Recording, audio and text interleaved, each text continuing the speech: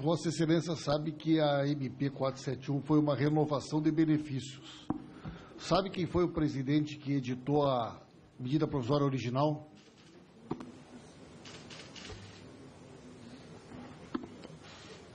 A medida provisória original ela foi convertida em lei em 97, as duas legislações, 97 e 99. Então, foi o presidente Fernando Henrique Cardoso. Vossa Excelência chamou o presidente Fernando Henrique Cardoso para explicar, como autoridade da época, o porquê que foram editados e a importância das medidas provisórias? O mérito da medida provisória é político. Eu não estou aqui desde o começo. Nunca se foi objetivo. Eu perguntei, Vossa Excelência chamou o ex-presidente Fernando Henrique Cardoso? Não chamei o Fernando Henrique. Não entendeu que era importante chamar quem editou a medida original, só quem renovou? Em princípio, não. Vossa Excelência sabe se alguma empresa do setor automobilístico que foi beneficiada com a medida provisória original contribuiu com recursos para a criação do Instituto Fernando Henrique Cardoso? Não.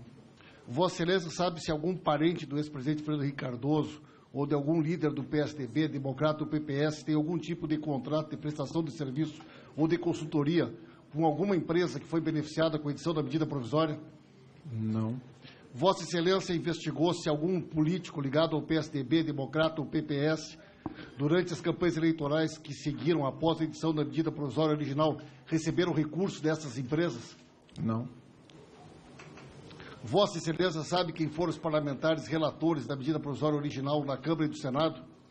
Não. Vossa Excelência sabe quais partidos eles fazem parte? Não. Vossa Excelência, em algum momento, se preocupou em investigar se eles receberam algum recurso dessas empresas ou se empresas ligadas a esse setor por conta da edição da medida provisória original? Não. Vossa Excelência sabe quem foram os relatores da Câmara e do Senado das medidas provisórias que renovaram esses benefícios? Não. Vossa Excelência não se preocupou em saber quem eram os relatores da Câmara e do Senado da renovação desses benefícios? A preocupação... Você pode repetir? Quem eram os relatores na Câmara e do Senado? Sim. Os relatores da Câmara e do Senado? Sabe quais são os partidos? Da renovação? Sim. Sim. Sabe se esses partidos receberam recursos das empresas beneficiadas ou do setor automobilístico nas eleições passadas? Se eu sei se recebeu, não. Se eu sei se recebeu? Sim. Não. Nenhum outro partido, inclusive. Vossa Excelência sabe me dizer se o Alexandre Paes, Mauro Marcondes atuam há quanto tempo como lobistas aqui em Brasília, representando os segmentos do setor automobilístico e outros setores que eles fazem lobby? Não sei especificamente.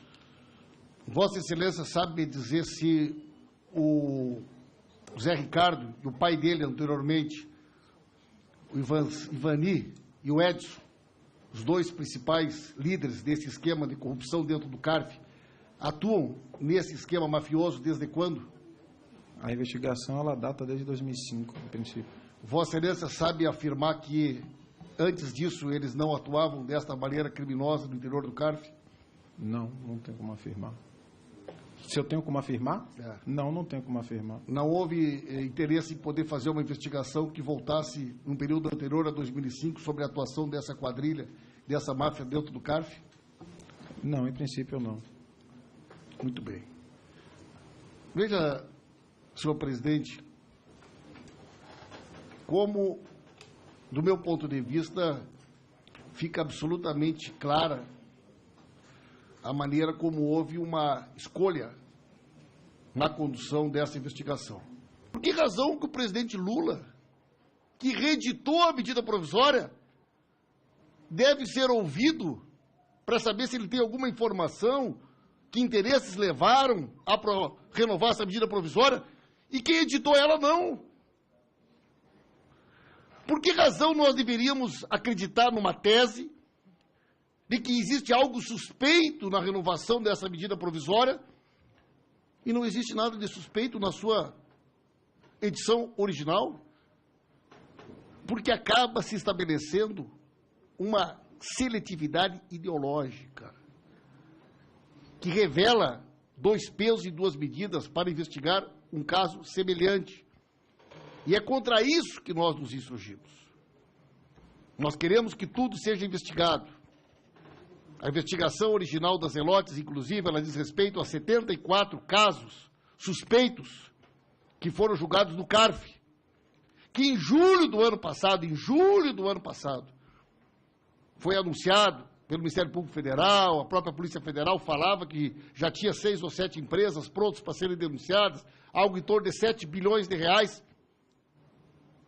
E dali um pouco, não se ouviu falar mais na investigação das empresas. Não se ouviu falar mais na máfia do CARF. E a medida provisória passou a ser a investigação da venda de medidas provisórias,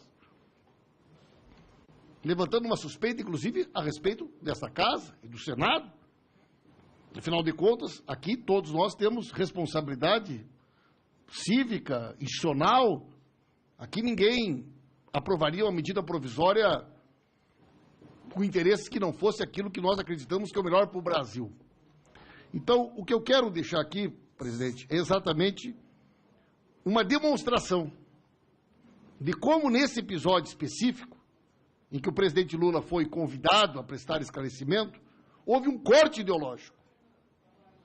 Porque se era para as autoridades falarem sobre a medida provisória, todas elas deveriam ter falado. Se o presidente que editou tem que contribuir, o que editou também. E se seus filhos têm negócios, empresas, contribuições de campanha, se o Lula foi investigado, por que do Fernando Henrique também não foi? Então é esse o registro que eu quero deixar.